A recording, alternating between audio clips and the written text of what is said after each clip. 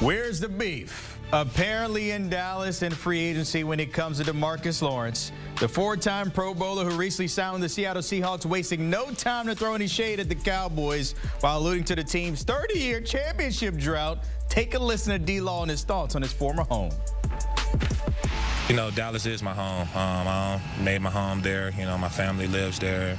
You know, I'm forever going to be there. But, you know, I know for sure I'm not going to win a Super Bowl there. So, yeah. We here. It's disrespectful. Just going to say that right now. The Twitter fingers are working, though, for his former teammate and Russia mate and Micah Parsons catching, as the kids say, a fade nowadays. That's what they say? Yeah. This is what rejection and envy look like. This is some clown. You know what that means. Oh, but wait. Tank was, with no hesitation, responding to all that smoke, saying, quote, "Called me a clown won't change the fact that I told the truth. Maybe if you spent less time tweeting and more time winning, I wouldn't have left." End quote. Yeah, the funny thing is, like, he was on the same team, so I don't know what the whole winning dynamic means. Like, we lose together, we win together. Jonathan Jones, we win together as always because he's here to help us out on all this smoke that we are seeing in free agency. We'll put that to the side, JJ, for a second. I want to talk about the former Triple Crown winner and Cooper Kupp. There's reports that maybe Dallas and Seattle are likely destinations for him. What are you hearing about wide receiver one?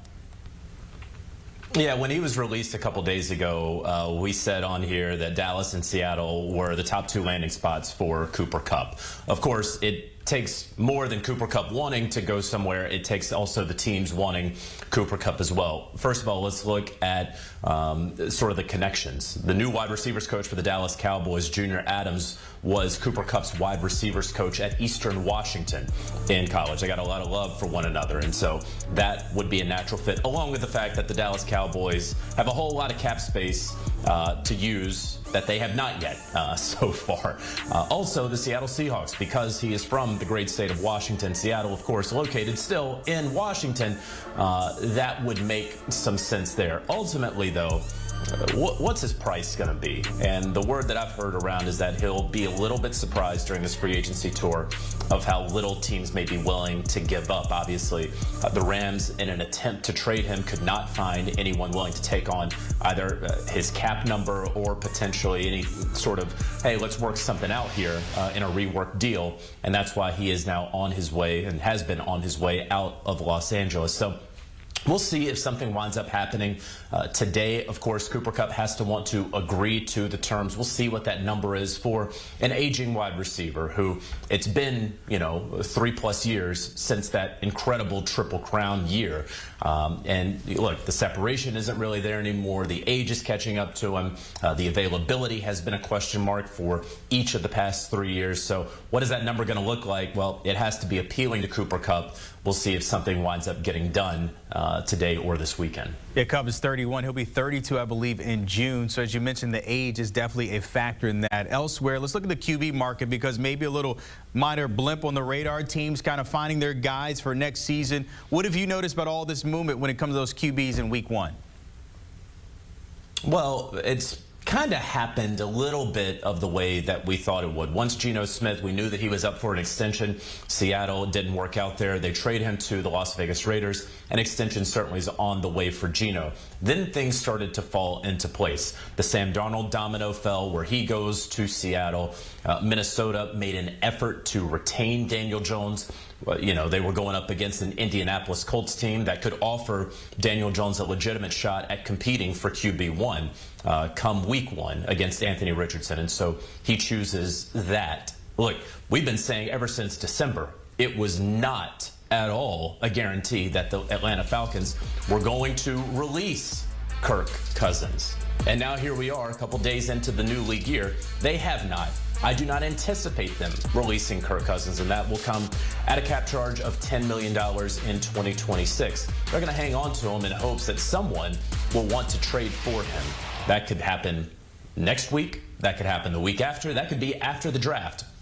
I do not at all believe that Kirk Cousins will be on the Atlanta Falcons roster come week one, or maybe not even at the start of training camp. But they do want a draft pick for him, and I believe that ultimately they'll be able to get one for him. So that's sort of been the movement and non-movement so far as we await, of course, what Aaron Rodgers is going to do that, of course, could potentially lead to what Russell Wilson does. Speaking of Rodgers, I mean, it seems like he's just on another vacation per usual all season, and we're just watching and waiting. What are you hearing about him and possibly finding a destination sometime soon? Yeah, so there are 3 teams that Aaron Rodgers wants to be in the mix with. Okay, and there are 2 teams right now that seems that he is in the mix with. I'm going to explain what I mean by that. But you have the Minnesota Vikings, the Pittsburgh Steelers, and the New York Giants. Folks I talked to believe if the Vikings wanted Rodgers, he would already be a Minnesota Viking.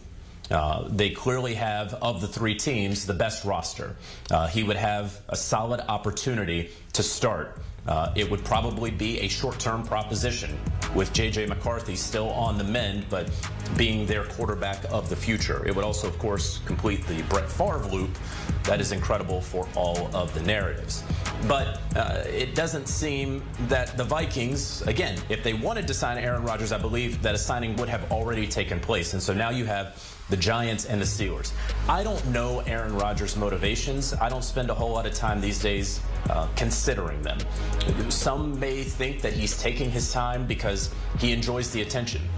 Some may say more charitably and generously, look, it's a major decision. He's at the tail end of his career. He wants to take his time to make sure he is choosing the right destination. And then a third option is that he is waiting and waiting, hoping that his best option finally emerges with the Minnesota Vikings. So any of those 3 things or maybe something else could be a motivation for Rodgers. But as one NFL executive told me yesterday, look, wait on Aaron Rodgers at your own peril. We've seen this for the last several years. The Packers waited on him to sign a renegotiated deal. The Jets waited on him and the Packers to work out that deal. There's always some sort of waiting that takes place with Rodgers over these past couple of years.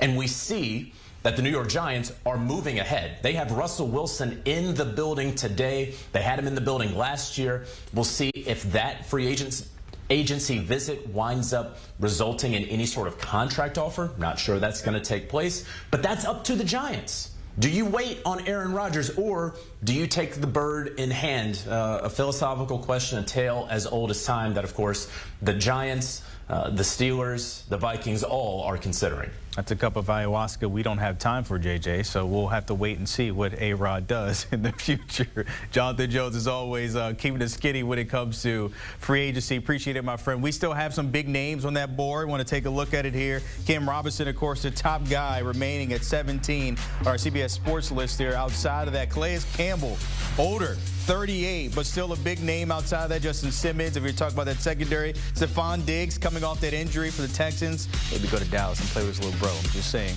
We'll see what happens for these guys as they put pen to paper the next couple of days as we roll into week 2 of free agency, of course, starting next week.